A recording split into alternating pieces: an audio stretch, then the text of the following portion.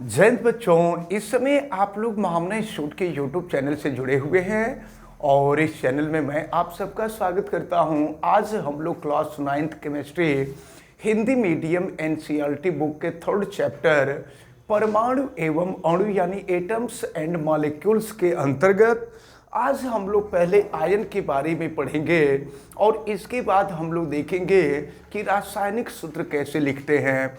देखिए, एक चीज मैं आपको बता दूं, जब आगे हम संयोजकता को विधिवत पढ़ेंगे तो उस संयोजकता में हम देखेंगे कि एक नियम है जिसको हम कहते हैं अष्टक नियम।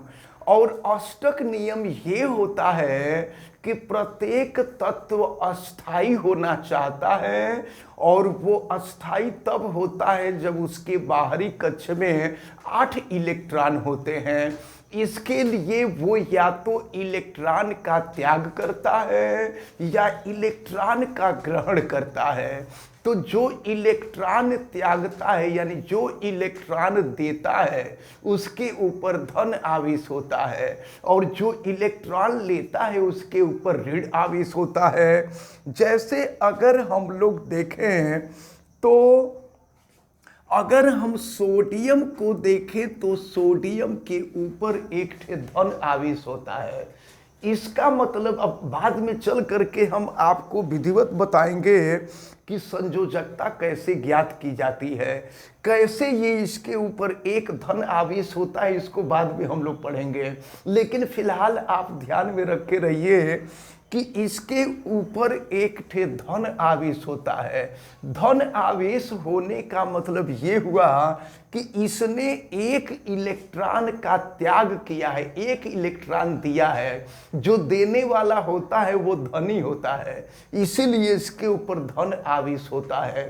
तो जिसके ऊपर धन आवेश होता है उसे हम धनायन कहते हैं और इंग्लिश में इसको कैटायन कहते हैं, धनायन। और सुनिए, जैसे मान लीजिए क्लोरीन है तो क्लोरीन के ऊपर एक ऋण आवेश होता है। तो ऋण आवेश का मतलब ये हुआ कि इसने एक इलेक्ट्रॉन लिया है। तो जब इनके ऊपर जो आवेश होगा, आवेश देख करके आप समझ जाएंगे कि कौन इलेक्ट्रॉन दिया है और कितना दिया है, कौन इलेक्ट्रॉन लिया है और कितना इलेक्ट्रॉन लिया है। तो अगर एक धन आवेश होगा इसका मतलब ये हुआ कि इसने एक इलेक्ट्रॉन दिया है। और यहाँ देखिए इसके ऊपर एक ऋण आवेश है, इसका मतलब ये हुआ कि इसने एक इलेक्ट्रॉन लिया है।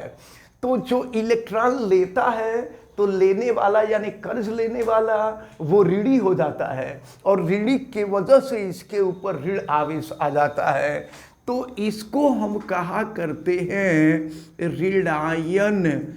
जिसके ऊपर ऋण आवेश होता है उसको हम ऋणायन कहा करते हैं और इसको इंग्लिश में एनायन कहते हैं। तो इसको आप अच्छी तरह से याद रखे रहिए। तो समझ लीजिए कि किसी भी तत्व का वह परमाणु जिसके ऊपर धन आवेश अथवा ऋण आवेश होता है उसे हम आयन कहते हैं। जिसके ऊपर धन आवेश होता है उसे धनायन यानी कि कैटायन कहते हैं और जिसके ऊपर ऋण आवेश होता है उसे ऋणायन यानी कि एनायन कहते हैं। इसी तरह से अगर हम देखें तो कैल्शियम होता है, कैल्शियम के ऊपर 2 धन आवेश होते हैं। इसका मतलब ये हुआ कि कैल्शियम ने 2 इलेक्ट्रॉन का त्याग किया है, 2 इलेक्ट्रॉन निकाला है। और फिर अगर हम सल्फर को देखें तो सल्फर के ऊपर 2 ऋण आवेश होता है। इसका मतलब ये हुआ कि सल्फर ने 2 इलेक्ट्रॉन लिया है, ठीक ना। अब इसी तरह से ये हमने क्लोराइड, अच्छा जिसके ऊपर देखिए ये क्लोरीन है और ऋण आवेश आ जाता है तो इसको क्लोराइड कहते हैं। अब इसी तरह से फ्लोरीन है, फ्लोरीन के ऊपर ऋण आवेश आ जाता है तो इसको फ्लोराइड कहते हैं। ब्रोमीन है, ब्रोमीन के ऊपर ऋण आवेश आता है तो इसको ब्रोमाइड कहते हैं। फिर आयोडीन के ऊपर ऋण आवेश आता है तो इसको आयोडाइड कहते हैं। इसी तरह से ढेर सारे आयन हैं। अगर हम एल्यूमिनियम को देखें तो एल्यूमिनियम के ऊपर जो है 3 आवेश हुआ करता है। लेकिन अब एक चीज समझ लें, इसकी अलग अलग स्थितियां होती हैं। इस पर कभी 2 आवेश भी होता है, 3 आवेश भी होता है। तो फिलहाल जो है अब इसके साथ साथ कुछ और चीजें हम देख लें। जैसे मान लीजिए अगर ऑक्साइड हो ना, तो ऑक्साइड के ऊपर भी 2 ऋण आवेश होता है। तो इस प्रकार जो है ये आयन है और इसको हमको अपने दिमाग में अच्छी तरह से रखना होगा कि जिसके ऊपर धन आवेश होगा वो धनायन, जिसके ऊपर ऋण आवेश होगा वो ऋणायन होगा।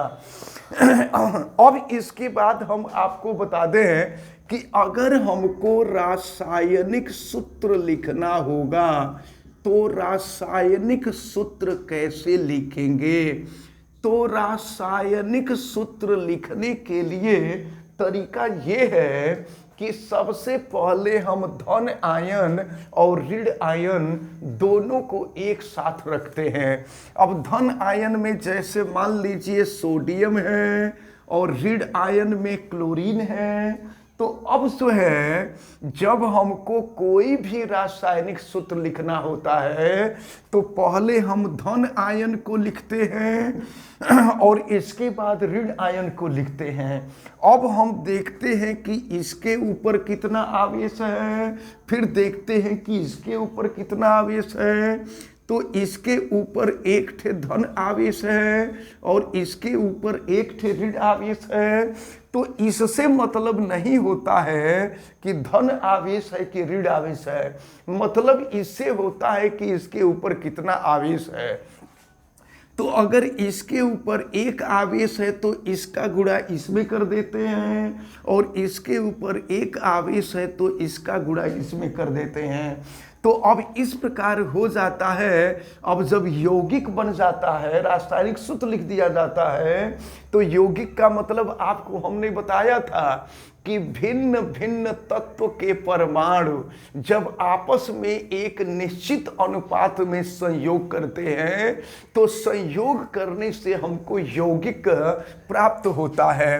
तो अब देखें, इसको हम लिख देंगे NaCl और यहाँ पर अब देखिए अब ये यौगिक बन गया तो इसके ऊपर न तो धन आवेश लिखेंगे न ऋण आवेश लिखेंगे और एक अगर संख्या हो तो एक संख्या नहीं लिखी जाती है। अब अगर जैसे मान लीजिए अब हमको कैल्शियम क्लोराइड, तो ये सोडियम क्लोराइड हो गया, ये खाने वाले नमक का सूत्र है जिसको हम लोग खाते हैं। अब इसके बाद जो है कैल्शियम क्लोराइड, जैसे मान लीजिए हमको कैल्शियम है और ये क्लोरीन है। तो कैल्शियम के ऊपर 2 धन आवेश होता है और क्लोरीन के ऊपर 1 ऋण आवेश होता है। तो अब हमको इसका सूत्र लिखना होगा ना, तो कैल्शियम के ऊपर 2 धन आवेश, 2 नंबर हम ध्यान देते हैं। इससे हमको मतलब नहीं कि वो धन आवेश है कि ऋण आवेश है। तो अब इस 2 का गुणा हम यहाँ कर देंगे और इस 1 का गुणा हम यहाँ कर देंगे। तो अभी हमने बताया कि 1 नहीं लिखा जाता है। तो इस प्रकार ये कैल्शियम क्लोराइड का सूत्र हो गया। तो अगर कोई भी यौगिक हम लोगों को लिखना होगा तो उस यौगिक को हम लोग ऐसे ही लिखते हैं।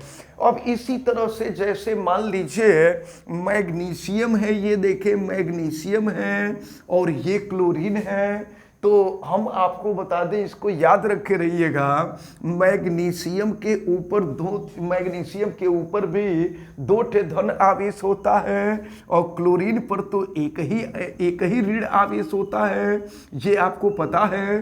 तो अब वही काम करते हैं, इसके आवेशों की संख्या का गुणा इसमें और इसके आवेशों की संख्या का गुणा इसमें। तो यहाँ पर एक आवेश है तो एक से गुणा कर देंगे, और यहाँ दो है तो दो से गुणा कर देंगे, और फिर ये हो जाएगा, वन नहीं लिखते हैं तो ये हो जाएगा MgCl2। तो ये हो जाएगा मैग्नीशियम क्लोराइड। अब अगर मान लीजिए एल्यूमिनियम ऑक्साइड लिखना है तो एल्यूमिनियम ऑक्साइड कैसे लिखेंगे? तो देखें यहाँ पर एल्यूमिनियम पर 3 ही धन आवेश होता है।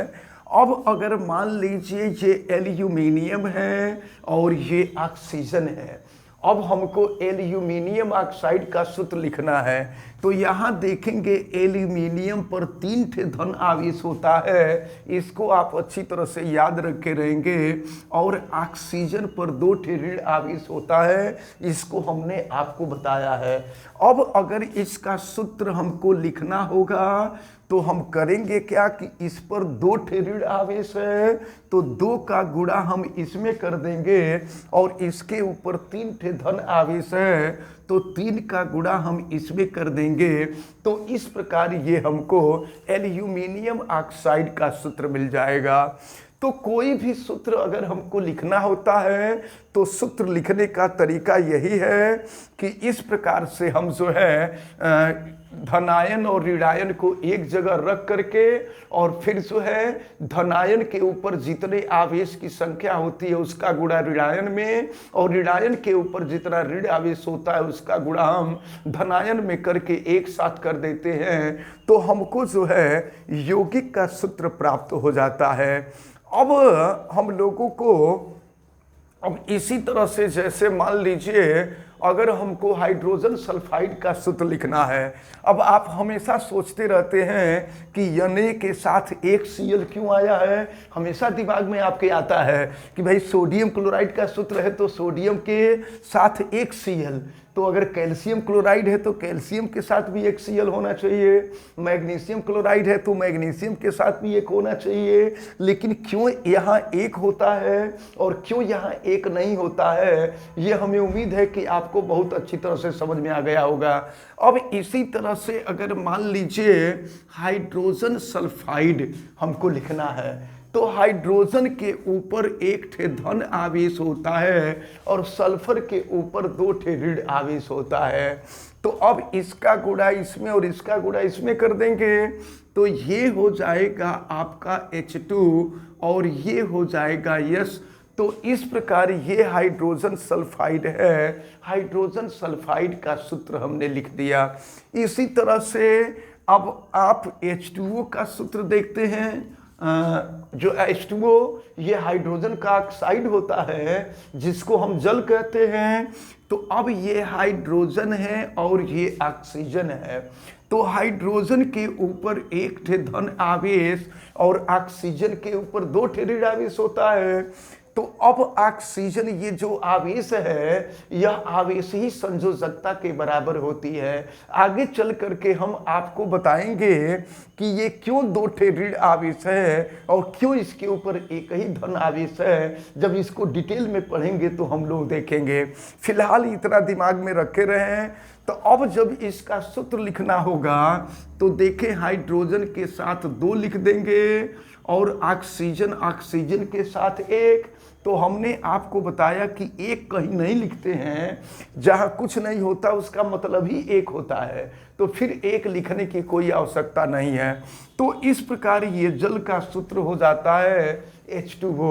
इसी तरह से अगर कार्बन डाइऑक्साइड हो तो कार्बन डाइऑक्साइड लिखने के लिए अब एक चीज हम आपको बता दें, यहाँ देखें अब CO2 में अब यहाँ पर जो है अब ये कार्बन धनायन नहीं होता है, अब यहाँ पे ये अधातु है। अब अधातु है तो अधातुओं के लिए दूसरा नियम लागू होता है जिसको आगे चल करके हम आपको डिटेल में बताएंगे।